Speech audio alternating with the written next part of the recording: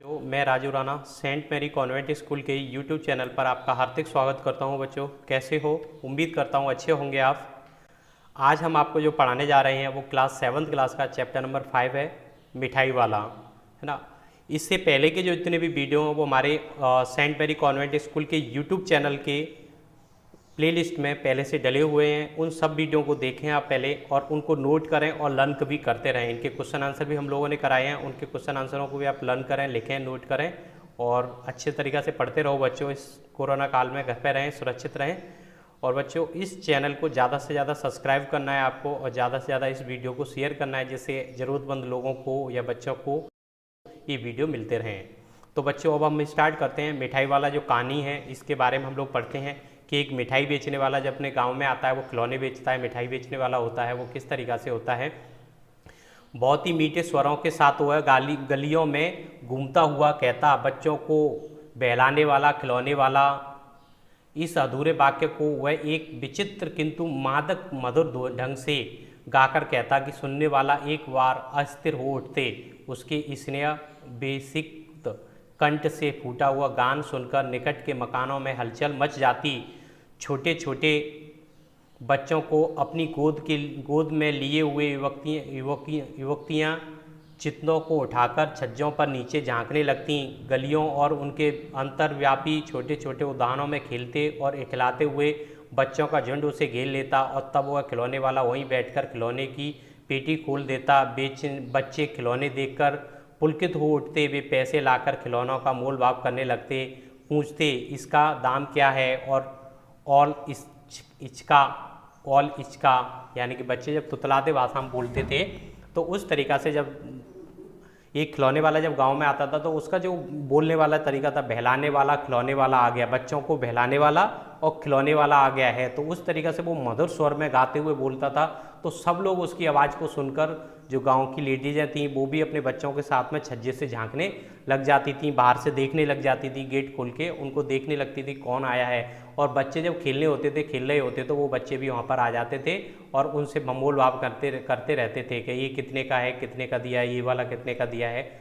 और खिलौने वाला बच्चों को देखता और उन्हीं नन्ही नन्ही उंगलियों से पैसे ले लेता और बच्चों की इच्छा अनुसार उन्हें खिलौने दे देता। खिलौने लेकर फिर बच्चे उछलने कूदने लगते और तब फिर खिलौने वाला उसी प्रकार गाकर कहता, बच्चों को बहलाने वाला, खिलौने वाला, सागर की हिलोरों की भांति उसका यह मादक गान गली भर के मकानों में इस ओर से उस ओर तक लहराता हुआ पहुंचता और खिलौने वाला आगे बढ़ जाता। यानी कि उस तरीक़ा से जब वो बच्चे खिलौने वगैरह लेते तो उनको पैसे वैसे दे देते थे और उसके बाद बच्चे बहुत प्रसन्न हो जाते थे, नाच कूद करने लगते थे, खेलने लगते थे।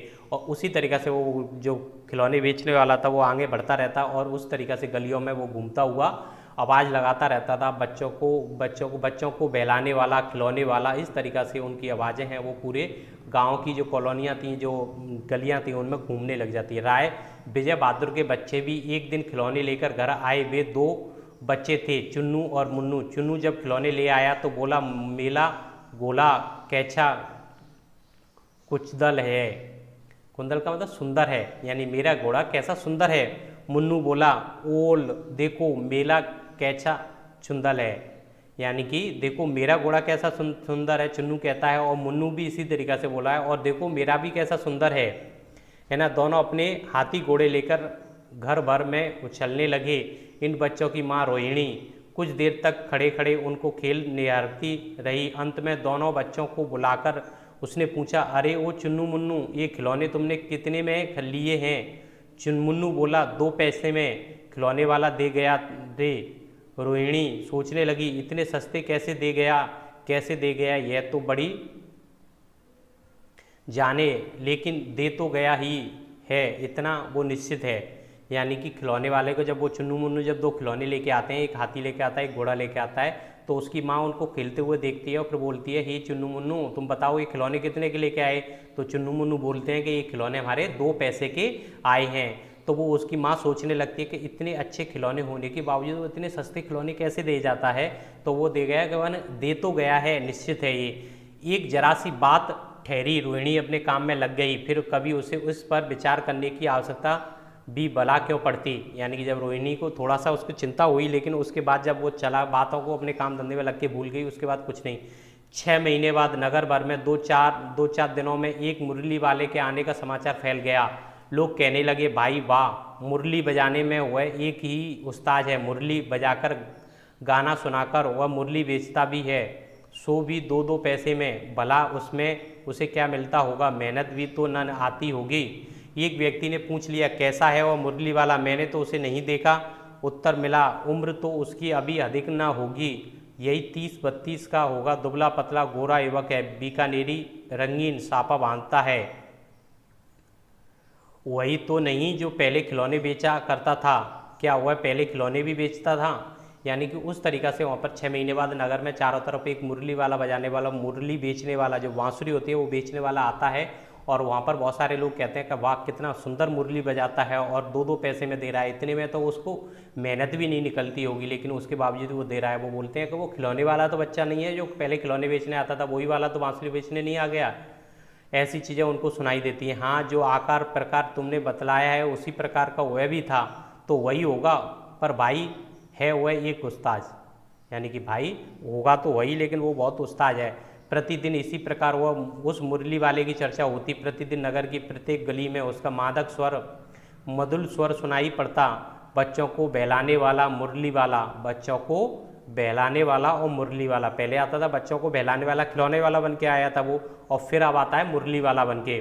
रोहिणी ने भी मुरली वाले का यह स्वर सुना, तुरंत ही उसे खिलौने वाले का स्मरण हो आया। उसने मन ही मन कहा, खिलौने वाला भी इसी तरह गा गा कर खिलौने बेचा करता था। रोहिणी उठकर अपने पति विजय बाबू के पास गई। जरा उस मुरली वाले को बुलाओ तो चुन्नू मुन्नू के लिए ले लूँ, क्या पता यह फिर इधर आए ना आए।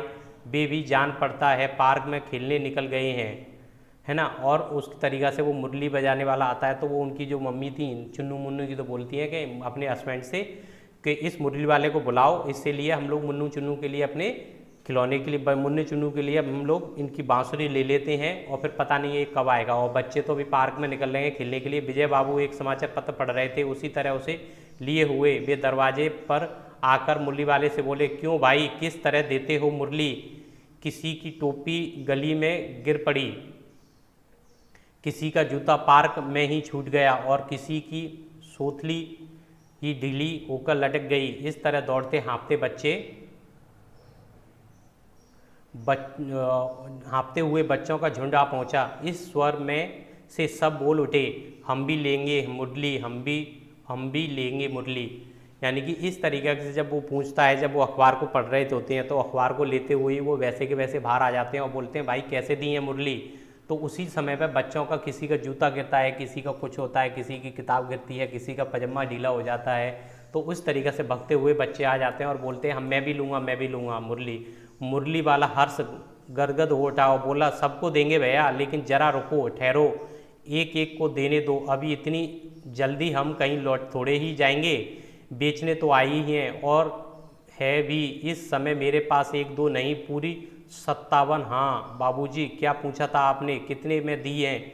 दी तो वैसे 3-3 पैसे के हिसाब से है, पर आपको 2-2 पैसे में ही दे दूंगा। विजय बाबू भीतर बाहर दोनों रूपों में मुस्कुरा दिए, मन ही मन कहने लगे, कैसा है, देता तो सबको इसी भाव से है, पर मुझ पर उल्टा एहसान लाद रहा है। फिर बोले, तुम लोगों की झूठ बोलने की आदत होती है, देते होंगे सभी को 2-2 पैसे में, पर एहसान का बोझ मेरे ही ऊपर लाद रहे हो।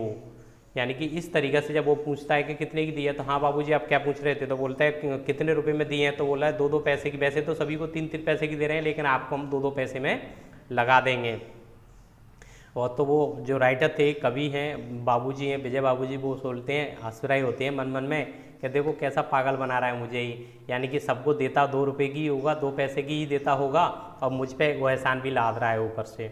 मुरली वाला एकदम अप्रवृत्त हो उठा, बोला, आपको क्या पता बाबूजी, इसकी असली लागत क्या है? यह तो ग्राहकों का दस्तूर होता है कि दुकानदार चाहे हानि उठाकर चीज़ क्यों ना बेचे, पर ग्राहक यही समझते हैं कि दुकानदार लूट रहा है। आप भला काय का विश्वास करेंगे, लेकिन सच पूछिए तो बाबूजी, असली दाम 2 ही पैसा है। आप कहीं से 2 पैसे में ये मुरली नहीं पा सकते। मैंने तो पूरी 1000 बनवाई थी, तब मुझे इस भाव पड़ी हैं। विजय बाबू बोले, अच्छा मुझे ज़्यादा वक्त नहीं, जल्दी से दो निकाल दो, यानी 2 मुरली निकाल दो। 2 मुरली लेकर विजय बाबू फिर मकान के भीतर पहुंच गए। मुरली वाला देर तक उन बच्चों के झुंड में मुरलियाँ बेचता रहा और उसके पास कई रंग की मुरलियाँ थी। बच्चों ने जो रंग पसंद करते मुरली वाला उसी रंग की मुरली निकाल देता। वह बड़ी अच्छी मुरली है, यह भी ले लो बाबू। राजा बाबू तुम्हारे लायक है तो बस यह है भैया, तुमको वही देंगे, ये लो, तुमको वैसी न चाहिए ये। यानी कि बच्चों की जिस तरीके की पसंद होती थी, डिमांड होती थी, वो उसी तरीके की मुरली और उसी कलर की मुरली वो उनको देता रहता था। नारंगी रंग की अच्छी है, वही लो, ये आए पैसे, अच्छा ये लो, तुम्हारे लिए मैंने पहले से ही ये निकाल रखी है, तुमको पैसे नहीं मिले, तुमने अम्मा से ठीक तरह मांगे ना होंगे, धोती पकड़कर पैरों में लिपटकर अम्मा से पैसे मांगे जाते हैं बाबू। हाँ फिर जाओ, अब की बार मिल जाएंगे। ध्वनि है तो क्या हुआ, ये लो पैसे वापस लो, ठीक हो गया ना हिसाब, मिल गए पैसे। देखो मैंने तरकीब बताई, अच्छा अब तो किसी को नहीं लेना है, सब ले चुके हैं, तुम्हारी माँ के पास पैसे नहीं है, अच्छा तुम भी ये लो, अच्छा तो अब मैं चलता हूँ। इस तरह मुरली वाला फिर आगे बढ़ गया और वो बच्चों को देता गया मुरली सबको, और उसको तरीका भी बताया कि मम्मी पैसे कैसे पैसे मांगे जाते हैं। मम्मी की धोती पकड़ के पैरों से लिपट जाओ, इस तरीके से पैसे मिलेंगे। और उसके बाद भी वो सारे बच्चों को पैसों का हिसाब किताब, जिससे पैसे जितने लेने होते हैं उससे किसी से भी ज़्यादा नहीं लेता है और उनको सबको मुरली देता है। और एक बच्चा जब उसको माँ पैसे नहीं देती है तो उसको भी वो मुरली दे के आगे बढ़ जाता है। आज अपने मकान में बैठी हुई रोहिणी मुरली वाले की सारी बातें सुनती रही। आज भी उसने अनुभव किया बच्चों के साथ इतने प्यार से बातें करने वाला फेरी वाला पहले कभी नहीं आया। फिर वह सौदा भी कैसा सस्ता बेचता है, भला आदमी जान पड़ता है। समय की बात है, जो बेचारा इस तरह मारा मारा फिरता है, पेट जो ना कराए सो थोड़ा है। इसी समय मुरली वाले का क्षीण स्वर दूसरी निकट की गली में सुनाई पड़ा, बच्चों को बहलाने वाला मुरली वाला। रोहिणी ने इसे सुनकर मन ही मन कहने लगी, और स्वर कैसा मीठा है इसका। बहुत दिनों तक रोहिणी को मुरली वाले का वह मीठा स्वर और उन बच्चों के प्रति उनसे स्नेह की बातें याद आती रहीं। महीने के महीने आए चले गए, फिर मुरली वाला ना आया। धीरे धीरे उसकी स्मृति भी क्षीण हो गई। 8 मास बाद सर्दी के दिन थे। रोहिणी स्नान करके मकान की छत पर चढ़कर अंजनालवित केस राशि सुखा रही थी। इस समय नीचे की गली में सुनाई पड़ा बच्चों को बहलाने वाला मिठाई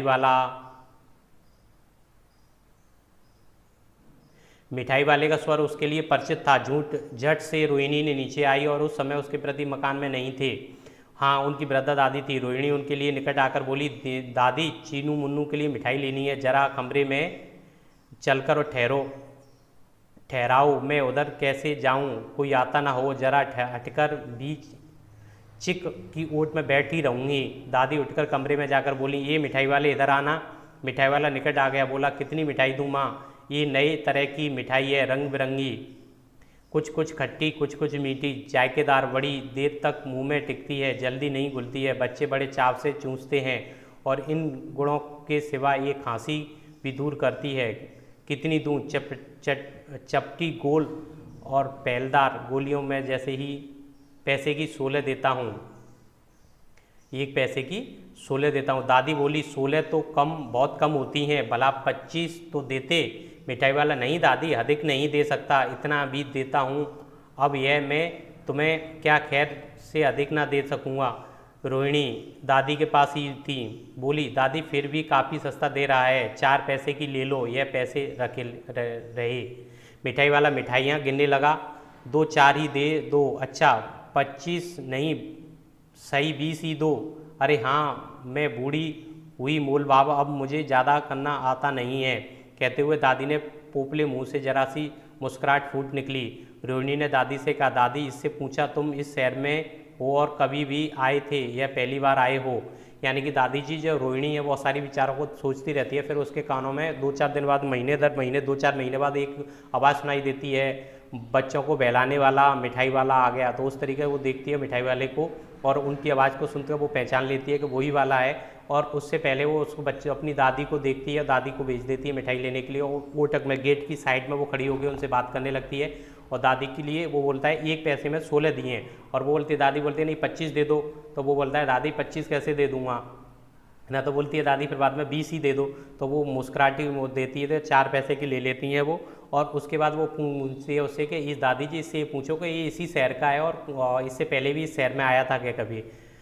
पहली बार आए हो या यहीं निवास तो तो तुम ही नहीं है। दादी ने इस कथन को दोहराने की चेष्टा की थी कि दादी मिठाई वाले ने उत्तर दिया, पहली बार नहीं है, भी कई बार आ चुका हूँ। रोहिणी चिक की आड़ में से ही बोली, पहले यही मिठाई बेचते हुए आए थे या और कोई चीज़ दे लेकर? मिठाई वाला हर्ष, संशय और विस्मय भावों से डूबकर बोला, इससे पहले मुरली लेकर आया था, उससे पहले खिलौने लेकर आया। रोहिणी का अनुभव ठीक निकला। अब तो वह उससे और भी कुछ बातें पूछने के लिए अस्थिर हो उठी। वह बोली, इन व्यवसायों में भला तुम्हें क्या मिलता है? वह बोला, मिलता भला क्या है, यहीं खाने पीने को मिल जाता है। वह बोला, मिलता भला क्या है, इसे खाने भर को मिल जाता है, कभी नहीं भी मिलता है, पर हाँ संतोष, धीरज और कभी कभी असीम सुख जरूर मिलता है, और यही मैं चाहता भी हूँ। सो कैसे, वह भी बताओ। वह व्यर्थ उन बातों की क्यों चर्चा करूं, उन्हें आप जाने ही दें। उन बातों को सुनकर आपको दुखी ही होगा। अब इतना बताया है, तब भी और भी बता दो, मैं बहुत उत्सुक हूँ, तुम्हारा हर्जा न होगा, मिठाई मैं और भी ले लूँगी। जो उनकी राइटर थी, जो चुन्नू मुन्नू की मम्मी थी, तो उससे उसके बारे में पूछने लगती है। अतिशय गंभीरता के साथ मिठाई वाले ने कहा, मैं भी अपने नगर का एक प्रतिष्ठित आदमी था, मकान, व्यवसाय, गाड़ी घोड़े, नौकर चाकर सभी कुछ था, स्त्री भी थी, छोटे छोटे 2 बच्चे भी थे। मेरा वह सोने का संसार था, बाहर संपत्ति का वैभव था, भीतर सांसारिक सुख था। स्त्री सुंदरी थी, मेरी प्राण थी, बच्चे ऐसे सुंदर थे जैसे सोने के सजीव खिलौने। उनको हथेलियों के मारे घर में कोलाहल मचा रहता था। समय की गति, विधाता की लीला, अब कोई नहीं है। दादी प्राण निकाले नहीं निकले, इसलिए अपने मन उन बच्चों की खोज में निकला हूँ। वे सब अंत में होंगे या यहीं कहीं, आखिर कहीं न जन्मे ही होंगे। उस तरह रहता हूँ, गुल मिलकर रहता मरता, इस तरह सुख संतोष के साथ मरूंगा। इस तरह के जीवन में कभी अपने उन बच्चों को एक झलक सी मिल जाती है। ऐसा जान पड़ता है जैसे वे इन्हीं में उछल कूद खेल रहे हों। पैसों की कमी। थोड़े ही समय चुन्नू मुन्नू आ गए, रोहिणी से लिपटकर उसका आंचल पकड़कर बोले, अम्मा मिठाई मुझसे ले लो। यह कहकर तत्काल कागज़ की 2 पुड़ियाँ मिठाई से भरी मिठाई वाले ने चुन्नू मुन्नू को दे दी। रोहिणी ने भीतर से पैसे फेंक दिए। मिठाई वाले ने पेटी उठाई और कहा, अब इस बार ये पैसे ना लूँगा। दादी बोली, अरे ना पैसे लिए जा भाई। तब तक आगे फिर सुनाई पड़ा उसी प्रकार मृदुल स्वर में बच्चों को बहलाने वाला मिठाई वाला। इस तरीक़ा से ये चैप्टर बच्चों आपका पूरा होता है। भगवती प्रसाद वाजपेयी जी इसके राइटर हैं, और इस चैप्टर के माध्यम से एक फेरी वाला आता है। वो किस तरीक़ा से, सबसे पहले वो खिलौने बेचने के लिए आता है, उसके बाद वह बांसुरी बेचने के लिए आता है, और उसके बाद वह तीसरी बार आता है वो मिठाई बेचने के लिए आता है।